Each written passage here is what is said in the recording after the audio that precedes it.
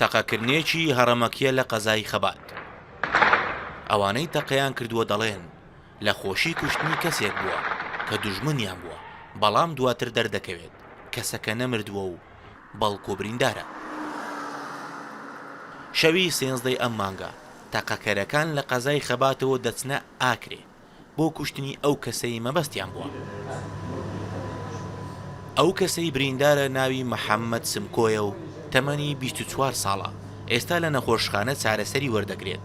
محەممەد ئەو کاتە لەدایک نەبوو بوو کە دوژمنداریەکە دروست بووە کە سوکارەکەی داوای چارەسەر و سڵح دەکەن. ئەو گەنجە بیتە قوربانی کێشەکە کومەڵاتیە قەدیم. ئەبەدەن پەیوەندیە محەممەدی خۆرزۆی مژی پێ کێشێوە نییە. ئەم داخوازیل حکوومەتیت کەین چ لای حکوومەتی بیت چ لای حیزبیوە بیت یان لای ڕدینسپیوە بیت ئاغاوە بیت ئەو کێشە بیتە چارەسەرکردن کێشەیەکە نەخوشە، یعنی بوومە هەمیە وەک عەشیرەتە هەرکی بوومە هەمیە نەخوشە ئەو کێشە. سەرەتای چیرۆکی دوژمنداریەکە دەگەڕێتەوە بۆ ساڵی 1994 لە سەرەتای شەڕی ناوخۆ لە کاتی یاریەکی تۆپپێ بەهۆی کێشەی سیاسی و دەمەقاڵیەوە لە قەزای خەبات شەڕێک دروست دەبێت و 5 کەس دەکوژرێن. ئەو شەڕ و دوژمنداریەی دوای 28 ساڵ تا ئێستا ئاگرەکەی ماوە و سڵح نەکراوە. ئێستا مانگانە یان 2 مانگ جارێک ڕووداوێکی تەقەکردن یان کوشتن لە قەزای خەبات ڕوودەدات.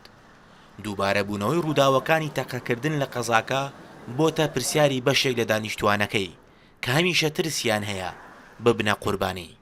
پێش بینیم کردیە ساڵێک 2 ساڵی ئەمە دەبی بەم دەڕای بەناو بازارکەرەشی دابی چکە هیچ خۆشیەک نەما هیچ ئانی هەر یەکەچی دەبینی ئەو شۆ کوژرا ئەویدی دەبینی دوونێ کوژرا هەر لەو ساڵی 12-13 نەفەر کوژرایە لەو گۆڕ کەسێک تاقی کرد بەرپرسیاربی بە تایبەت شەو شتان دەگرێتەوە سەحکومەتی ئەوانی کێشانەیە لە قەدیم زەمان بیان گەیتەوە یەک پێشیان بینی باشترە پێشیان بینیتن یعنی هەندێک شتەیە گوناحە بە بەلاش دەڕواتن نەو گۆڕێ دەکوژرێت هیچ قانونێکە بیوانی ما تەقەکردن ئیستیفادێکی هەیە ئیلا لە زەرە زیاتر. تا ئێستا هیچ کەسێک لەسەر تەقەکردنە هەڕەمەکیەکەی قەزای خەبات دەستگیر نەکراوە. کوێستان ئەحمەد قایمقامی قەزاکە بە ڕووداوی ڕاگەیان دەستگا ئەمنیەکان لە پۆلیس و ئاسایش لێکۆڵینەوەیان لەسەر ڕووداوەکە دەست پێ کردووە. ڕەنجە جەمال، ڕووداو، قەزای خەبات.